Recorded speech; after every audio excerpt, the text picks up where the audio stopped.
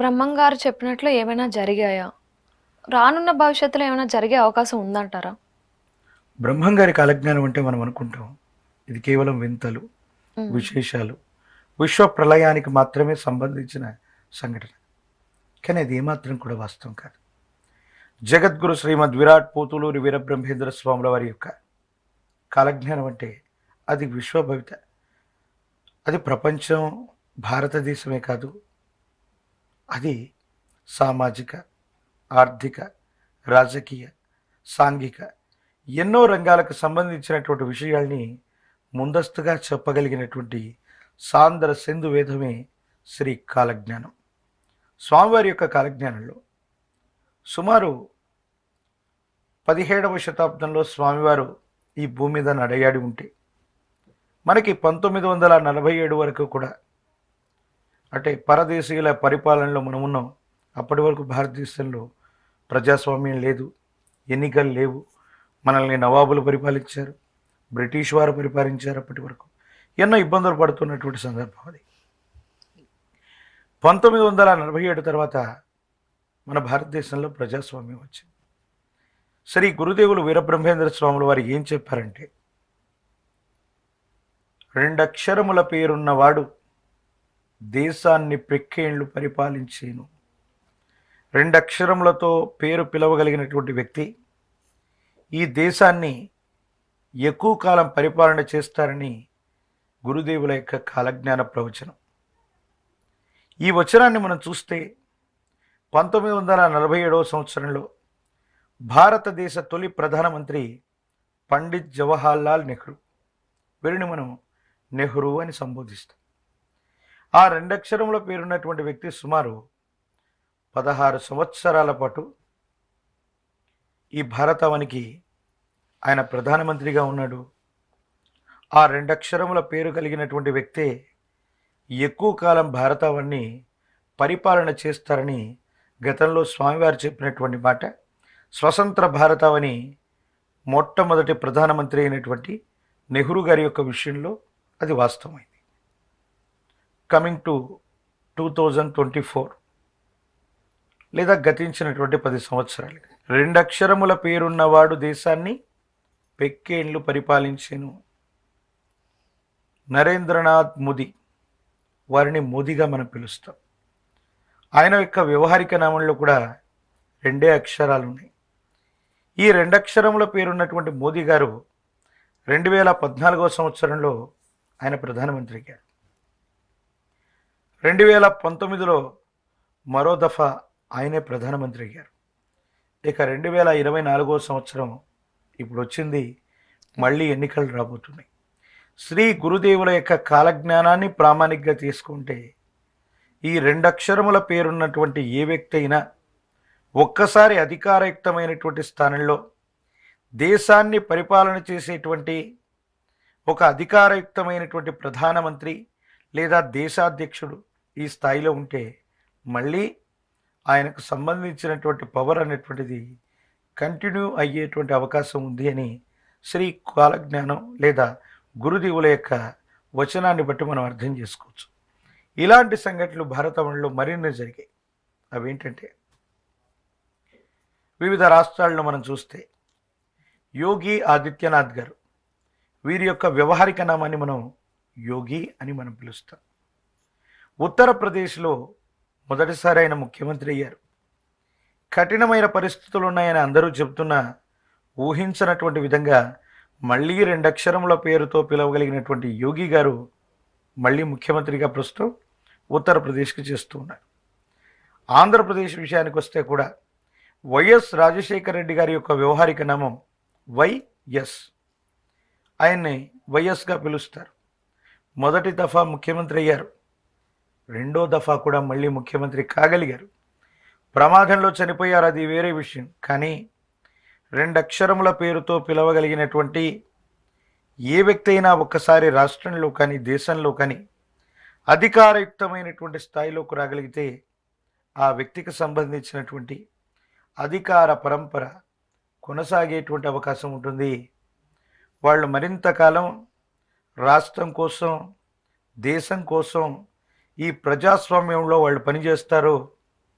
వాళ్ళ వల్ల దేశం యొక్క ఉన్నతి అవ్వచ్చు, దేశానికి సంబంధించినటువంటి కొన్ని రకాలైనటువంటి సంక్షేమ కార్యక్రమాలు అవ్వచ్చు ఈ ప్రజాస్వామ్యంలో జరుగుతాయని శ్రీ గురుదేవులు చెప్పినట్టుగా గతంలో జరిగింది నెహ్రూ గారి విషయంలో, మోదీ గారి యొక్క విషయంలో జరుగుతుంది. ప్రత్యేకించి 2 అక్షరముల పేరుతో ఏ వ్యక్తి అయినా పిలవగలిగినటువంటి వాళ్ళు ఈ దేశానికి అధ్యక్ష స్థానంలో ఉన్న, రాష్ట్రంలో ప్రధానమైనటువంటి స్థాయిలో ఉన్న వాళ్ళ అధికారం అన్నటువంటిది సంపూర్ణంగా మళ్ళీ రావడానికి అవకాశం ఉన్నట్టుగా మనం అర్థం చేసుకోవచ్చు.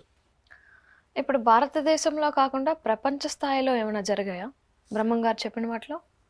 ప్రపంచ స్థాయిలో తెర మీద బొమ్మలు రాజ్యాలు నేలతాయి అన్నటువంటి గురుదేవుల యొక్క వాక్కు ఉంది. తెర మీద బొమ్మలు అంటే మనం చూస్తుంటాం, సినిమా థియేటర్లు అవ్వచ్చు, మనం చూసేటువంటి టెలివిజన్ ఛానళ్ళు అవ్వచ్చు, వీటి మీద నటీనటులుగా ఉన్నటువంటి వ్యక్తులు కూడా ఈ ప్రజాస్వామ్యంలో, ప్రపంచంలో వాళ్ళు ప్రజాస్వామ్య వ్యవస్థలో ప్రభువులుగా మారతారు, రాజులుగా మారతారని ఆర్నాల్డ్ లాంటి వాళ్ళు, విశేషవంతమైనటువంటి వ్యక్తులు, గవర్నర్ లాంటి పోస్ట్ని గతంలో ప్రపంచంలోని కొన్ని దేశాల్లో ఏలినటువంటి ఆనవాళ్ళు ఉన్నాయి. ఈనాడు భారతదేశమే కాదు, ప్రపంచంలో ఉన్నటువంటి ఎన్నో దేశాల్లో ఈ తెర మీద బొమ్మలుగా చెప్పబడుతున్నటువంటి నటీ నటులందరూ కూడా రాజ్యాంగబద్ధమైనటువంటి పదవుల్లో వాళ్ళు ఉన్నారు. మన భారతదేశం ఉత్తరాది దక్షిణాదికి సంబంధించి కానీ, ఉభయ తెలుగు రాష్ట్రాల నుంచి కానీ మనం చూస్తే గతంలో ఎన్టీఆర్ గారు, జయలలిత గారు, ఎంజి రామచంద్రన్ గారు, వీళ్ళందరూ కూడా ముఖ్యమంత్రి అలాంటి పీఠం ఎక్కితే, చిరంజీవి లాంటి వాళ్ళు, జయప్రద లాంటి వాళ్ళు ఎంపీలు అయ్యారు, ఎమ్మెల్యేలు అయ్యారు, సెంట్రల్ గవర్నమెంట్కి సంబంధించినటువంటి మంత్రిత్వ శాఖలను నిర్వహించారు. ఈనాడు కూడా ప్రపంచంలో వివిధ దేశాలకు సంబంధించినటువంటి నటీనటులు, తెర మీద బొమ్మలు. అలాగే ఒక క్రికెటర్, పాకిస్తాన్కు సంబంధించినటువంటి ఇమ్రాన్ ఖాన్, ఆయన కూడా తెర మీదే మనం చూస్తూ ఉంటాం. ఆయన సినీ నటుడు కాకపోయినా క్రికెటర్, ఆయన కూడా గద్దెనెక్కారు అంటే పాకిస్తాన్కి అధ్యక్ష స్థానంలో ఉన్నటువంటి అంశాన్ని కూడా మనం చూస్తూ ఉన్నాం. ప్రత్యేకించి ఇలాంటి కొంతమంది సెలబ్రిటీలు అవ్వచ్చు, ప్రజలందరూ కూడా ఎక్కువగా ఫాలో అయ్యేటువంటి పర్సన్స్ అవ్వచ్చు, ఈ తెర మీద బొమ్మలన్నీ కూడా గద్దెనెక్కేటువంటి రోజులు గతంలో వచ్చాయి, వర్తమానంలో జరుగుతున్నాయి. భవిష్యత్తులో కూడా ముఖ్యమంత్రి పీఠం కోసం ఇదే ఉభయ తెలుగు రాష్ట్రాల్లో పవన్ కళ్యాణ్ గారు కూడా ప్రయత్నం చేస్తున్నటువంటి సంగతి మనందరికీ కూడా తెలిసిందే. ఏది ఏమైనప్పటికీ కూడా ఇటువంటి వినూత్నమైనటువంటి రంగాలకు సంబంధించినటువంటి ఏ వ్యక్తి అయినా, అంటే తెర మీద బొమ్మలు ఇలాంటి సెలబ్రిటీస్ ఎవరైనా ప్రజలను పరిపాలన చేయాలన్నటువంటి రాజకీయపరమైనటువంటి అంశాల్లోకి వస్తే వాళ్ళకు మెరుగైన అవకాశాలు ఉంటాయి. సమీపమైనటువంటి భవిష్యత్తులో వీళ్ళు మనల్ని పరిపాలన చేసేటువంటి అవకాశం ఉంది. అది కేవలం భారతావనిలో కాదు, ప్రపంచ దేశాల్లో ఎక్కడెక్కడో కూడా ఆర్నాల్డ్ లాంటి వ్యక్తులు గవర్నర్ అయ్యారు. ఇమ్రాన్ ఖాన్ గారు కూడా, వాళ్ళు కూడా పాకిస్తాన్కు సంబంధించిన దేశ అధ్యక్ష స్థాయిలో, అంటే మనం ప్రధానమంత్రి అంటాం కదా, వాళ్ళు కొన్ని దేశాల్లో అధ్యక్ష స్థాయిలో వాళ్ళందరూ కూడా ఉన్నారు. అలాంటి సంఘటనలన్నీ కూడా మళ్ళీ మళ్ళీ పునరావృతం అవుతున్నాయి. ఇది విశ్వవ్యాప్తంగా గురుదేవులు చెప్పినట్టుగా మనం చూడొచ్చు. రాహుల్ గాంధీ ప్రధానమంత్రి అవుతారా? అయ్యే అవకాశం ఏమైనా ఉందంటారా? ఇలా మతాలు, అంటే కొన్ని మతాల వారు ఏమైనా రాజ్యం ఏలుతారు అని బ్రహ్మం గారు ఏమైనా చెప్పారా? బ్రహ్మం గారి యొక్క కాలజ్ఞానం అంటే కేవలం ఏ ఒక్క విషయానికో కొలమానం కాదు. మనం ఇందాక అనుకున్నట్టుగా ప్రపంచంలోని రాజకీయ, ఆర్థిక, సామాజిక, సాంఘిక సంబంధమైనటువంటి అనేక రకాలైనటువంటి విషయాలకు సంబంధించింది. కమింగ్ టు యువర్ క్వశ్చన్, అన్య మతస్థులు లేదా వేరే మతాలకు సంబంధించినటువంటి వాళ్ళ గురించి మీరు చెప్పారు.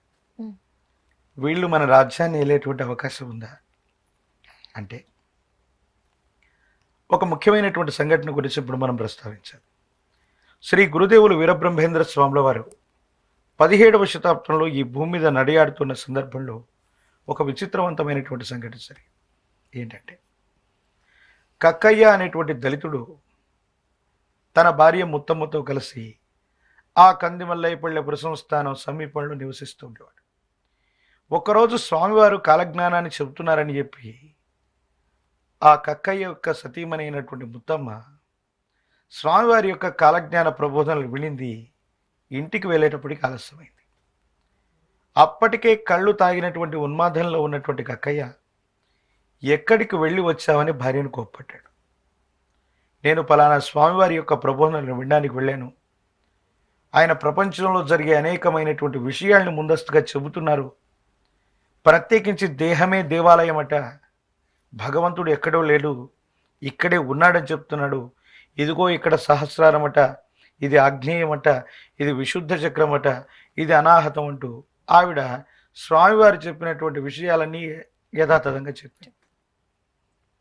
మద్యం మత్తులో ఉన్నటువంటి కక్కయ్య భార్య మీద కోపించడమే కాదు, ఇవన్నీ ఎక్కడున్నాయో చూపెట్టమంటూ తన భార్య యొక్క శరీరాన్ని తునకలుగా నరికిచ్చేశాడు. ఆవిడ చనిపోయింది. అంటే ఒక పదునైన కత్తి తీసుకొని ఆవిడ శరీరాన్ని నరికేసి ఆ చక్రాలు ఎక్కడున్నాయో వెతికే ప్రయత్నం చేశాడు. ఆయనకేమీ కనిపించలేదు.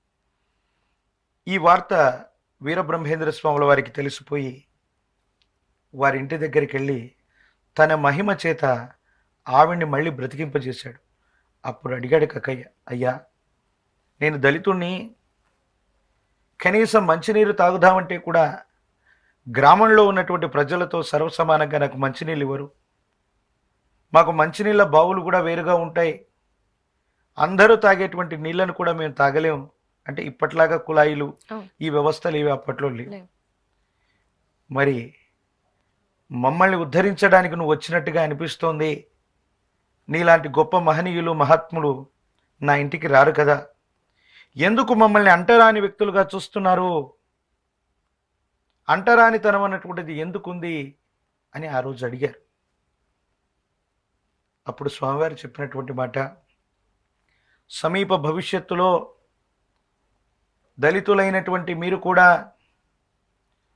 అగ్రవర్ణాల కంటే అధికంగా అత్యున్నతమైనటువంటి స్థితిగతుల్లో మీరు ఉంటారని చెప్తే మా ప్రగాఢమైనటువంటి విశ్వాసం, అటువంటి దళితుడైనటువంటి వ్యక్తి మరుజన్మలో డాక్టర్ బిఆర్ అంబేద్కర్గా ఉద్భవించాడేమో, భారతదేశానికి రాజ్యాంగాన్ని అందించాడేమో, భారతదేశాన్ని ఆ రాజ్యాంగాన్ని సంస్కరింపదలిచినటువంటి రచయిత కూడా ఒక బిఆర్ అంబేద్కర్. మరో ముఖ్యమైనటువంటి విషయం ఏంటంటే, ఆయన మనం అనుకున్నట్టు హిందువు కాదు, క్రైస్తవుడు కాదు, ఆయన చివరిలో తీసుకున్నటువంటి మతం బౌద్ధిజం. అంటే ఇటువంటి సమాజంలో అంటరానితనంగా ఉన్నటువంటి పరిస్థితుల గురించి సంఘ సంస్కర్తగా ఉన్నటువంటి గురుదేవులు వీరబ్రహ్మేంద్ర స్వాములు వారు చెప్పినట్టుగానే దళితుడైనటువంటి కక్కయ్య తన కులం తన వర్ణాన్ని సంస్కారం అవుతుందా, సంస్కరింపగలిగినటువంటి పరిస్థితులు వస్తాయంటే, భవిష్యత్తులో ఇలా జరుగుతుందంటే డాక్టర్ బిఆర్ అంబేద్కర్ ఉద్భవించాడు. వాళ్ళు రాజ్యాంగాన్ని రాయటమే కాదు, అణగారిపోయినటువంటి బడుగు బలహీనటువంటి వర్గాలు, ఈనాడు మనం బీసీలుగా, ఎస్సీలుగా, ఎస్టీలుగా, ఆదిమవాసీ తెగలుగా పిలువబడుతున్నటువంటి ఎంతోమంది వ్యక్తులకు రిజర్వేషన్లు కల్పించి రాజ్యాంగబద్ధం చేసినటువంటి పదవిలో ఉన్నటువంటి వ్యక్తి కూడా ఒక సామాన్యమైనటువంటి నిమ్న జాతికి సంబంధించినటువంటి వ్యక్తి. దీని గురుదేవులు ఖచ్చితంగా కాలజ్ఞానంలో చెప్పినట్టుగా జరిగింది. ప్రత్యేకించి ఇదే భారతదేశానికి సంబంధించి ప్రధానమంత్రి కంటే కూడా ఉన్నతమైనటువంటి పదవిగా మనం చెప్పబడినటువంటి రాష్ట్రపతి పదవిలో కూడా అబ్దుల్ కలాం గారు ఉన్నారు. వీరు హిందూయేతరులే, మహమ్మదీయులు ఉండొచ్చు, కానీ గొప్ప దేశభక్తుడు. కులమత వర్గ వైషమ్యాలకు అతీతవంతంగా కులము వర్గము వైషమ్యం ఇవన్నీ కూడా మనం పెట్టుకున్నటువంటివే తప్ప మనకి ఇవేవీ కాదని చెప్పి మహమ్మదీయుడైనటువంటి సిద్ధయ్యను కూడా శిష్యుడిగా చేసుకున్నారు వీరబ్రహ్మేంద్ర స్వాముల వారు. అలాగా భారతదేశంలో అంటరాని వర్గాలుగా భావించేటువంటి అగ్రవర్ణాలకి కనువిప్పుగా ఓ వ్యక్తి రాజ్యాంగాన్ని రాశాడు, మరో వ్యక్తి ప్రధానమంత్రి పదవి కంటే ఉజ్వలమైనటువంటి రాష్ట్రపతి స్థాయిలో అబ్దుల్ కలాం గారు సేవలు అందించారు. ఈనాడు ఇస్రో అభివృద్ధి చెందిన లేదా భారతదేశ సైనిక వ్యవస్థలో మన అమ్ముల పొదులో బ్రహ్మోస్ లాంటివి లేదా విశేషవంతమైనటువంటి అస్త్రాలు మన దగ్గర ఉన్నాయన్న ఇలాంటి అబ్దుల్ కలాం లాంటి గొప్ప శాస్త్రవేత్తల యొక్క కృషి ఎంతుందో మనం చెప్పనలివి కాదు. ఇక కమింగ్ టు రాహుల్ గాంధీ. రాహుల్ గాంధీ గారి గురించి అవ్వచ్చు, వారి కుటుంబ నేపథ్యం గురించి అవ్వచ్చు, గురుదేవుల యొక్క కాలజ్ఞానంలో ఒక మాట ఉంది. ఉత్తరాన ఉన్నట్టి వంశంబు దేశాన్ని పెక్కేండ్లు పరిపాలన చేసేను. ఉత్తర భారతదేశానికి సంబంధించిన నెహ్రూ గారు మొట్టమొదట మనం అనుకున్నట్టుగా 16 సంవత్సరాలు భారతావన్ని పరిపాలన చేశారు. వారి కుమార్తె అయినటువంటి ఇందిరాగాంధీ గారు 3 దఫాలుగా ప్రధానమంత్రిగా ఉన్నారు. వారు కూడా 16 సంవత్సరాలు భారతదేశాన్ని పరిపాలన చేశారు. వారి కుమారుడైనటువంటి రాజీవ్ గాంధీ గారు 5 సంవత్సరాల పాటు భారతదేశ ప్రధానమంత్రిగా ఉన్నారు. వారి యొక్క ధర్మపత్ని అయినటువంటి సోనియా గాంధీ గారు, వారి నేతృత్వంలో యూపీఐ చైర్పర్సన్గా ఆవిడుంటే 2004 నుండి 2014 వరకు సుమారు 10 సంవత్సరాల పాటు వారి నేతృత్వంలోనే భారతదేశంలోని ప్రభుత్వం నడిచింది. సమీప భవిష్యత్తులో అంటే సోనియా గాంధీ గారికి సంబంధించినటువంటి పౌరసత్వం గురించో మతం గురించో ఎన్నో భిన్నమైనటువంటి వాదనలు ఉన్నాయి. వాటి గురించి మనం పట్టించుకోనక్కర్లేదు. కానీ ఉత్తరాన ఉన్నట్టి వంశంబు దేశాన్ని పెక్కేండ్లు పరిపాలన చేసేనన్నటువంటి గురుదేవుల యొక్క కాలజ్ఞాన ప్రవచనాన్ని మనం చూస్తే మాత్రం సమీప భవిష్యత్తులో ఇప్పటికిప్పుడు ఈ రోజని మనం చెప్పలేం. కానీ రాహుల్ గాంధీ గారు అవ్వచ్చు, ప్రియాంక గాంధీ గారు అవ్వచ్చు, వారి కుటుంబంలోని చివరి వంశాంకురం ఉన్నంత వరకు భారతదేశ ఉన్నత ఆధారితమైనటువంటి ప్రధానమంత్రి అవ్వచ్చు, ప్రజాస్వామ్యంలో ప్రజలను పరిపాలించేటువంటి ఆ అధ్యక్ష స్థానం అవ్వచ్చు, ఆ స్థానానికి దగ్గరగానే వీరి యొక్క కుటుంబం సమీప భవిష్యత్తులో మళ్ళీ రాబోతున్నట్టుగా మనం అర్థం చేసుకోవచ్చు. ఇప్పుడు మనం అనుకుంటున్నట్టుగా అతి నిమ్న వర్గానికి సంబంధించినటువంటి బిఆర్ అంబేద్కర్ గారు రాజ్యాంగయుక్తమైనటువంటి పదవిలో ఉండటం కాదు, రాజ్యాంగాన్ని రచించారు. మహమ్మదీయుడని మనం అనుకుంటున్నటువంటి అబ్దుల్ కలాం గారు ప్రధానమంత్రి కంటే ఉన్నత ఆధారితమైనటువంటి రాష్ట్రపతి లాంటి స్థానంలో కూడా వారున్నారు. ఇలా చెప్పుకుంటూ పోతే కుల మత వర్గ వైషమ్యాలకు అతీతవంతంగా మన భారతదేశాన్నే కాదు ప్రపంచ దేశాల్లో కూడా ఎంతోమంది మహనీయులు అక్కడ ఉన్నారు. అంతెందుకు, మన భారతదేశానికి సంబంధించినటువంటి భారతదేశ సంతతికి సంబంధించినటువంటి ఋషి ఈనాడు ప్రపంచంలో ఒక అగ్రరాజ్యంగా పిలువబడుతున్నటువంటి దేశానికి కూడా అధ్యక్షుడిగా గెలిచినటువంటి దాఖలాలు మనకు తెలుసు. ఇలా గురుదేవుల యొక్క కాలజ్ఞానంలో ప్రతిదీ నిజమవుతోంది, వాస్తవం అవుతోంది. వాటికి మనకు అవగాహన లేక వాటిని పట్టించుకోలేకపోవటమో వాటి గురించి మనం వినకపోవటమో జరుగుతుంది తప్ప గురుదేవుల కాలజ్ఞానం అంటే అది సాంద్ర సింధు వేదం. శ్రీ వీరబ్రహ్మేంద్ర స్వాముల వారి యొక్క కాలజ్ఞానం అక్షర సత్యం.